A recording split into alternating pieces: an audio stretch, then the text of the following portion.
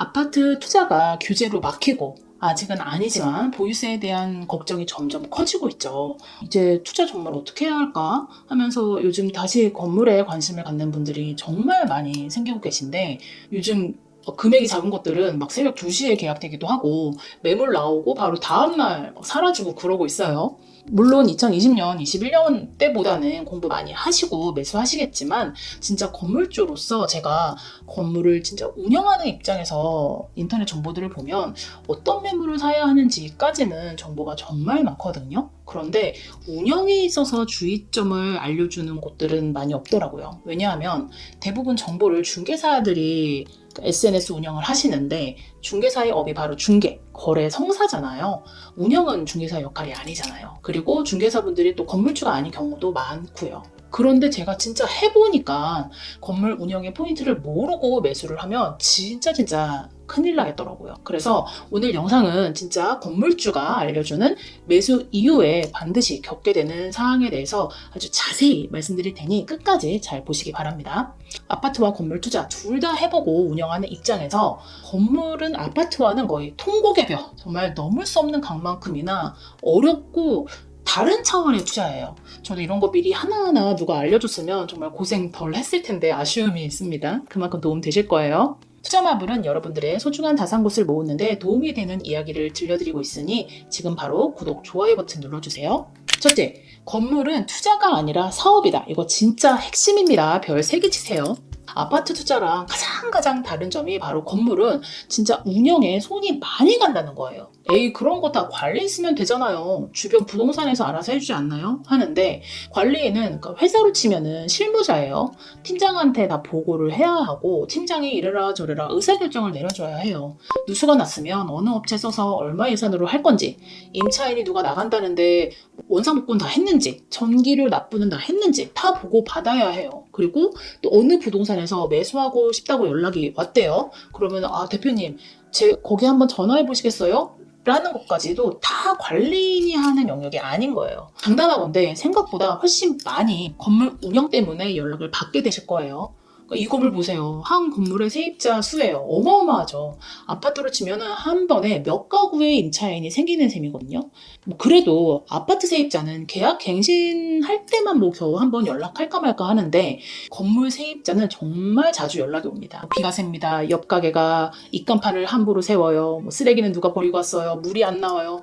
그래서 건물을 투자를 하신다면 이게 투자가 아니라 부업을 생각다고 생각하시는 게 훨씬 충격이 덜 하실 거예요. 생각보다 잔손 가는 일이 정말 많다. 그래서 내가 낮 동안에는 절대로 전화를 못 받는 직업이다. 혹은 내가 뻥 뚫린 오피스에서 옆 동료들이랑 같이 일하는 사람이다. 이러면은 관리인 쓰셔야 합니다. 그래도 좀 계속 좀 관리할 것이 있을 거다. 이거는 반드시 명심을 해주세요. 둘째, 1층이 아닌 건물 상층부 임차를 반드시 생각을 해라.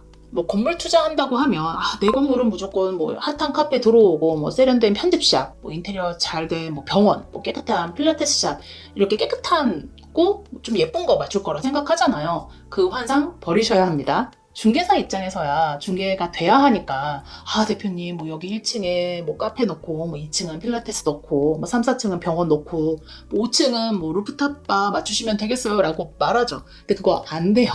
우선 70평 이하는 병원이 베드스 같은 거 따졌을 때 수지 타산이 안 맞아서 안 들어오고요. 그러니까 1층만 보니까 건물 전체를 어떻게 운영하는지를 잘 파악을 못 하세요.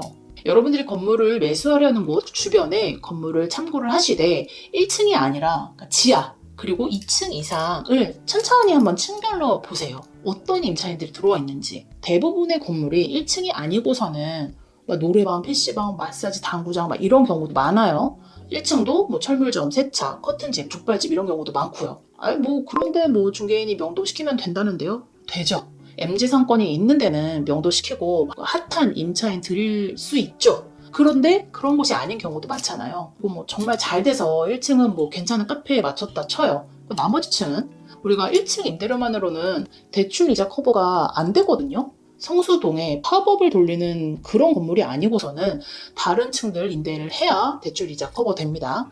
그런데 대부분은 지하층하고 상층부 임차인에 대한 생각은 안 하고 매수를 하시죠. 그래서 반드시 내가 사고자 하는 건물의 주변 건물에 2층 이상의 어떤 업종들이 어떤 업체가 들어와 있는지 확인하시고 그리고 임차인들의 월세가 어떻게 되는지 반드시 체크하세요. 네이버 부동산 탭에서 상가 오피스텔 월세로 검색하시면 바로 나오거든요. 1층 말고 다른 층의 임차인들의 월세 수준, 업종 수준에 대한 파악을 반드시 하시라. 명심하시기 바랍니다. 세 번째, 건물 관리의 역할 분담을 잘하자. 건물 관리가 크게 시설 관리, 임대인 관리, 회계 관리인데요. 시설 관리의 경우에는 소방, 승강기, 전기, 배관, 정화조 등 건물 자체에 대한 관리 영역이고, 임대인 관리는 임차인 변경, 공실 관리, 부동산과의 소통 이런 부분이고, 회계 관리는 세금 납부, 임대료 청구, 법인의 재무제표 관리 등이 있죠. 시설 관리의 경우에는 소방 안전 관리자, 전기 안전 관리자, 승강기 안전 관리자를 다 선임해야 하는데 또 시간 들어가죠. 뭐 관리자를 따로 둘 수 있어요. 그런데 또 업체 알아보고 비교하고 견적받고 이런 거 다 들어가죠. 그리고 소방안전관리 같은 경우에는 아무리 건물에 관리인을 둔들 그 관리인을 관리하는 의무 교육을 건물주가 들어야 돼요. 그리고 뭐 누수, 배관, 전기, 직기 파손, 장비 재설치, 타일 수리, 수도 점검, 동파 등등 잔소가는 게 정말 많아요. 전화도 당연히 자주 오죠.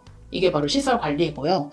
임대인 관리는 임대인 변경, 그리고 재임차, 명도, 공실 관리 같이 사람 대 사람으로 서류가 오가잖아요.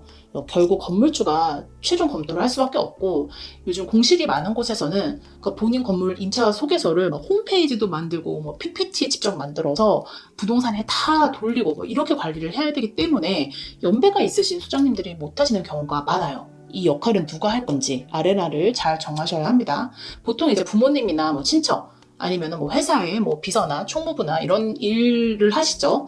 이런 일을 대신 해줄 사람이 있는지, 없다면 내가 어느 정도 시간을 들일 수 있는 사람인지 잘 계산해 보세요. 그리고 마지막 회계 부분, 아까 말씀드린 세금계산서 발행, 임대료 입금 관리, 보증금 환급, 재산세 납부 같은 거죠. 이것도 은근 시간이 들거든요.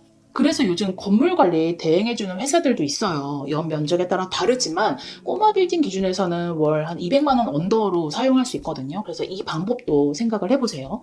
단 이런 것들도 내 건물에 상주하는 게 아니어서 문제가 발생했을 때만 현장에 방문하는 형식이거든요. 그래서 시설 관리에 실시간 대응은 어렵다는 것을 염두하시기 바랍니다.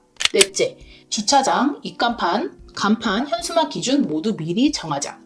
통임대로 한 임차인만 있으면 혹은 내 건물에 주차 대수가 넉넉하면 큰 분쟁은 없겠죠. 그런데 보통 꼬마 빌딩은 주차 대수가 한 5대 정도일 거예요. 그리고 지금은 아무리 통임대를 내가 맞췄다 하더라도 나중에 그 통임대 업체가 저희 사정이 안 좋아서 한 층을 좀 줄여서 쓸게요. 이렇게 나오는 경우도 많거든요. 그래서 주차장은 몇 층이 어느 위치 주차장을 쓴다. 이거를 꼭 미리 정해놔야 해요. 마찬가지로 간판도 통임대 업체가 들어와서 전면에 다 쓰고 있었다 쳐요. 그런데 사정이 생겨서 임대 층수를 줄이겠대요. 그러면은 나머지 층에 들어올 새로운 업체에게 간판을 줘야 되잖아요. 그런데 간판 달 데가 없는 거죠. 난리 나는 거예요. 그래서 아무리 통임대여도, 그리고 잘 운영 중인 그런 건물을 승계를 해서 매수를 하더라도 꼭 다시 한번 이런 부분에 대한 규약을 만드시는 게 좋습니다. 주차장은 몇 층이 어느 자리를 쓴다. 간판은 어느 위치를 몇 층에 쓴다. 이런 거를 다 정해 놓으셔야 쓸데없는 분쟁, 이로 인한 건물주의 시간 낭비, 에너지 낭비 모두 다 방지할 수 있습니다. 5번째, 아파트는 실내만 관리하는데 건물은 실외, 즉 건물 밖 관리가 정말 크다. 건물이나 아파트나 집 안 관리만 생각해봤지 집 밖 관리는 생각을 잘 못하잖아요. 아파트는 어차피 경비 아저씨 관리단이 다 있으니까요. 근데 건물은 실내는 임차인들이 관리를 하는 영역인데 실외 관리가 다 건물주가 하는 부분이에요. 그 하단에 꽁초가 버려져 있고 불법 주차하고 무단으로 쓰레기 투기하고 이런 거 어떻게 관리하실지 생각해 보셨나요? 그러니까 CCTV를 달아도 잘 안 잡혀요. 불법 주차가 생겨서 경찰서에 신고를 해도 견인 안 해갑니다. 거기 사유지이기 때문에 주인이 직접 사설 견인차 불러서 견인해야 한대요. 그러니까 무단 쓰레기 투기가 있어서도 잡으려고 하면 CCTV를 돌려봐야 되잖아요. 그 시간, 그 며칠치 누가 본다? 내가. 그러니까 CCTV를 아무리 32배속, 64배속 돌려봐도 시간이 걸려요. 그래서 차진들 지나가던 행인이다? 어떻게 그분 찾을 거예요. 그래서 결국 보다 보면 건물에 관리인이 필요하구나. 근데 꼬마 빌딩에 관리인 넣자니 뭐 남는 것도 없고, 그래서 주차장에 뭐 차단기 설치하고, 건물 밖에도 일반인들은 출입을 못하는 그런 막을 수 있는 그런 구조를 계속 생각을 해야 되는 거죠. 그러니까 건물 신축할 때는 꼭 이런 부분 염두하시고 신축을 하시고, 이미 지어진 건물 매수하신다면은 어떻게 운영할지 잘 생각해 보셔야 합니다. 이러다 보면 아파트는 우리가 진짜 저기 땅끝마을 아파트 사도 관리에 문제가 없는데, 건물은 내가 사는 집하고 너무 먼 곳의 건물은 살 수가 없겠구나, 아예 방치될 수 있겠구나를 깨닫게 되더라고요. 6번째, 진짜 중개사가 절대 얘기 안 해주는 것, 바로 재무제표 관리. 요즘 보통 건물을 법인으로 사다 보니까 법인은 재무제표 관리가 핵심이거든요. 쉽게 말해서 매달 받는 임대료가 매달 내는 이자보다 당연히 많이 합니다.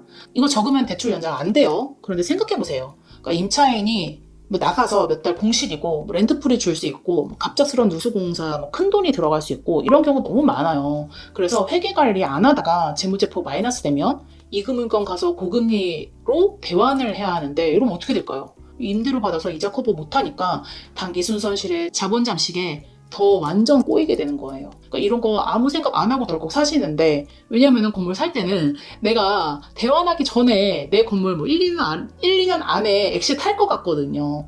뭐 럭키하면 그럴 수 있는데, 작은 플랜 재무관리는 정말 보수적으로 하셔야 합니다. 즉, 안 팔린다 생각하고 쭉 내 건물로 가져간다 생각하고, 그렇다면 내 이 건물 법인 재무제표 어떻게 관리할까? 사업 매출하고 어떻게 연계하지? 이런 부분 다 회계사, 세무사분들하고 논의하셔야 합니다. 이러고 매수하세요. 7번째, 건물 투자의 핵심 중 핵심은 바로 공실이 없는 것. 이게 가장 키포인트예요. 진짜 공실날 상권에 투자하시면 큰일 납니다. 그러니까 건물 투자에 2가지 방식이 있는데, 도산, 성수, 한남동 같이 요즘 가장 핫한 동네에 호가 그대로 주고 사서 더 비싼 임차인들, 예를 들면 월 1억 넘는 그런 임대료를 내는 임차인을 맞추는 법이 있는데, 이럴 수 있는 돈 많은 분들은 또 소수고, 또 살 수 있는 건물 자체도 마켓에 나오는 것도 정말 한정적이죠. 그래서 또 다른 방식, 즉 예산에 맞게 공실이 없는 안정적인 상권의 건물을 매수를 해야 하는데, 더블 역세권, 오피스와 리테일이 동시에 맞춰질 수 있는 안정적인 상권이겠죠. 이런 것들만 좀 보셨으면 좋겠어요. 그러니까 초보일수록 모든 사람들이 선호하는 좀 거래량 많은 곳으로 좀 매수를 하셨으면 좋겠습니다. 8번째, 공투하지 말자. 건물 투자의 장점이 원래 뭐예요? 구분상가를 안 사고 건물을 사는 이유가 뭔가요? 내가 내 땅을 100% 완전히 소유하기 위해서 사는 거잖아요. 그러니까 내 자유도를 높이기 위해서 하는 투자예요. 아파트 대지 지분도 아니고 구분상가도 아니고. 그런데 왜 이 자유도를 높이기 위한 투자 상품을 고르고서 이거를 공투를 하시죠? 그러면 의사결정 또 누가 해요? 내가 팔고 싶을 때 합의가 안 돼서 못 팔아요. 정말 미쳐요. 공동 사업인 거잖아요. 공동 대표들 많이들 의견 안 맞아서 헤어지잖아요. 건물은 뭐 팔려야 헤어지건 말건 하지, 그런 의견을 모아야 하는데 의견이 안 모아집니다. 그러니까 내 자유를 극대화할 수 있는 투자 상품에 왜 남을 낍니까? 이거는 정말 하지 않으셨으면 좋겠어요. 투자금이 모자라서 어쩔 수 없어요 라고 하시는데, 투자금이 모자르면 아직 건물 투자 안 하실 때입니다. 제가 여러 가지 운영상에 주의할 포인트들을 알려드렸는데, 그러면은 마블님 건물 투자 추천하시나요? 하면은 저는 충분히 공부하고 준비되신 분들에게는 추천을 해요. 그러니까 주거 상품이 아니다 보니까 정부 규제에서 자유롭고, 또 자세하게 제가 말씀드릴 수는 없지만 상속 증여까지 고민하신다면, 이게 어느 정도 자산이 되시는 분들은 다 아실 텐데, 한국에서는 정말 건물이 최고다. 이 부분은 제가 전문가는 아니니 세무사님께 여쭤보세요. 그리고 아파트 투자를 하면서 겪는 그 수모 있잖아요. 뭐 불로소득이다, 적폐다. 그런데 건물 투자가 아파트 투자와 가장 큰 차이는 그 자체가 생산성을 높이는 투자라는 거예요. 내가 리모델링 신축하고 임차인들 잘 맞추고 장사 잘 되게 하고, 이거 다 뭐예요? 우리나라 경제를 잘 되게 하는 거잖아요. 아파트처럼 가만히 그냥 사고서 있는 투자가 아니라 우리나라 자영업자들과 상생하는, 정말 이거는 투자가 아니라 사업이에요. 대한민국 경제를 정말 응원하게 되고, 소상공인, 자영업자, 기업 대표 모두를 다 응원하게 되고, 그분들이 조금 더 편하게 장사, 사업하실 수 있도록 정말 돕는 일이에요. 이게 가장 큰 차이점이더라고요. 그래서 운영이 고되기는 고된데 저희 임차인분들 가게 잘 되고 사업 잘 되시고 이러면은 너무 기분이 좋아요. 우리 건물에서 조금 더 편하게 운영하셨으면 해서 저도 이것저것 더 도와드리고요. 이런 기분 여러분도 한번 느껴보셨으면 좋겠습니다. 오늘 영상 여러분들의 건물 투자에 도움이 되셨길 바라며 영상 봐주셔서 감사합니다. 성장하는 하루 되세요.